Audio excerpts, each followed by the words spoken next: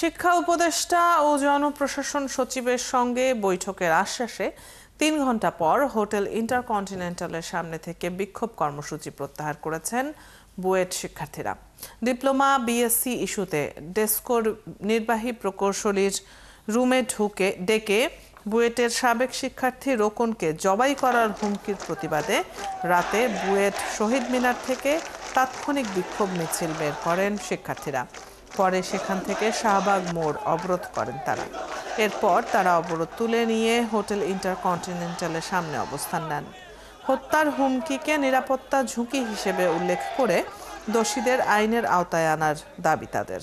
পরে পুলিশের হস্তক্ষেপে ভোর 4:30টায় শিক্ষা উপদেষ্টা ও জনপ্রশাসন সচিবের সঙ্গে বৈঠকের আশ্বাসে ৩ ঘণ্টা পর হোটেল ইন্টারকন্টিনেন্টালের সামনে থেকে রাতের কর্মসূচি প্রত্যাহার করেছে বুয়েট শিক্ষার্থীরা।